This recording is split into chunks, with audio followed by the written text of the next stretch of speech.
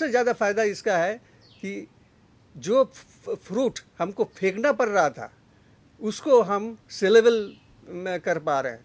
तो जो फार्मर्स है वो सबसे ज़्यादा सुखी है, क्योंकि पहले का जो सिचुएशन था, छोटा फ्रूट लेके 60 रुपया 70 रुपया के बेचते थे, अभी वो 300 350 रुपया में बेच रहे हैं। ये वही सेम फ्रूट। देखिए इसमें फ़ायदा सिर्फ ये केमिकल जो मैंने केमिस्ट्री समझा, लेकिन इसका इकोनॉमिक्स भी एक है। हम लोग चाहते हैं क्या है कि फल बड़ा हो, सेलेबल हो और फल काटने के बाद ज़्यादा दिन रहे। अगर ये टॉनिक हम इस्तेमाल करते हैं तो वो ज़्यादा दिन रहता है, चाहे एक साइड थोड़ा सा आपका ग्रीन मिले और एक साइड थोड़ा सा रेड हो, लेकिन ये कटने के बाद ये ज़्यादा दिन रहता है। और दूसरा है, जब नॉर्मली ये अगर स्प्रे ना करे तो फ्रूट पक जाता है जल्दी, और ये टाइम लेता है और भी 10-15 दिन ज़्यादा टाइम लेता है। जब दूसरे के पास मतलब फ्रूट नहीं रहता है तब आप हार्वेस्ट करके इसका फ़ायदा आप ले सकते हैं। ये दो जो फ़ायदा है ये बहुत ही मतलब वैल्यूएबल है। जो टॉनिक अभी बाज़ार में बोल रहा है टॉनिक वाला फ्रूट हमको चाहिए, लेकिन क्यों बोले ये ज़्यादा दिन रहता है। और कैसा चाहिए बोला आधा पक्का आधा कच्चा चाहिए, लेकिन क्यों ये फ्रेश लुक लगता है और रहता भी ज़्यादा दिन है। कि इंडिया में करीब 10-11 साल इसका खेतीबाड़ी हो रहा है, बांग्लादेश में करीब 20 साल के ऊपर हो गया इसका खेतीबाड़ी हो रहा है। तो किसी ने कभी सोचा नहीं कि ऐसा एक मतलब फार्मूलेशन हार्मोन का चाहिए जो छोटा वैरायटी है उसमें इस्तेमाल करे तो फ्रूट सेलेबल साइज़ का आ जाता है। तो इंडिया में कुछ जो फार्मर्स है, बड़े फार्मर्स, ये लोग एक टीम बना के वियतनाम गए थे। वो लोग वापस आने के बाद वही स्टोरी बताया, बोला कि वियतनाम में 100% फ्रूट में हार्मोन स्प्रे होता है। इवन फिंगर दे के उसका जो स्केल है, स्केल में लगाता है, जैसा कि उसका वो कलर ग्रीन रहे और फ्रूट रेड रहे, तो देखने में एक अपीलिंग होता है। तो ये हुआ हिस्ट्री ये इसका। तो अभी इसका बहुत ही मतलब फ़ायदा फार्मर्स ले रहे हैं। तो कुछ इसमें हम टेक्निकल चीज़ बताना चाहते हैं। देखिए पौधे में 5 टाइप का हार्मोन होता है, जैसे हो गया ऑक्सिन हो गया, साइटोकाइनिन हो गया, जिबरेलिन हो गया, एब्सिसिक एसिड हो गया और इथिलीन हो गया। इससे बाहर कोई हार्मोन नहीं है, ये हार्मोन पौधे के अंदर ही रहता है। और बाहर से हम लोग कब देते हैं, जब देखिए अंगूर में जिबरेलिक एसिड का इस्तेमाल करीब 100 साल से हो रहा है, क्योंकि ये छोटा अंगूर जो है थॉमसन सीडलेस, ये गोल सा छोटा सा होता है। इसमें जिबरेलिक एसिड देने के बाद वो लंबा सा हो जाता है और बहुत मीठा भी होता है। बाज़ार में वही हम लोग खाते हैं और ये चलता रहता है।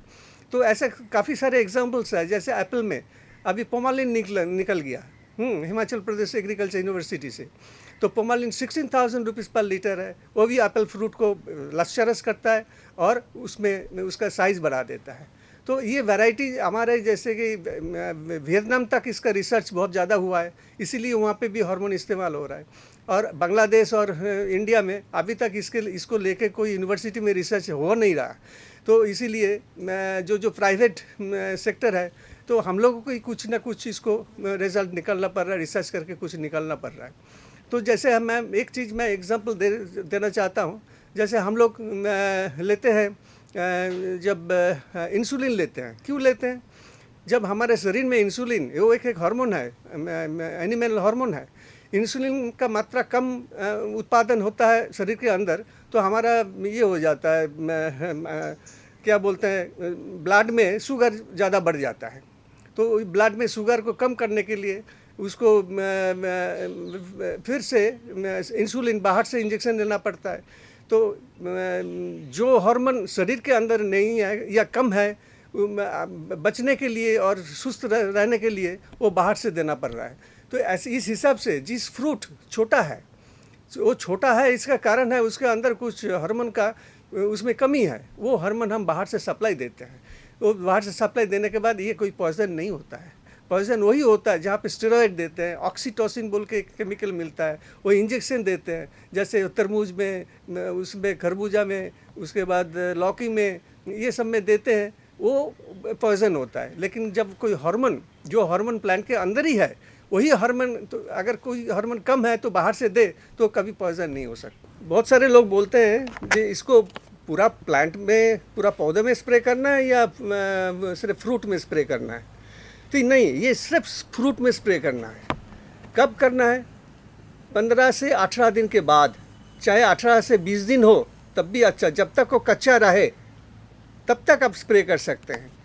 जब फुल, मतलब क्या बोलते हैं, इमेच्योर, मतलब पका नहीं है लेकिन सबसे ज़्यादा बड़ा हो गया फ्रूट, उस टाइम पे स्प्रे करने से ज़्यादा फ़ायदा आपको मिलेगा।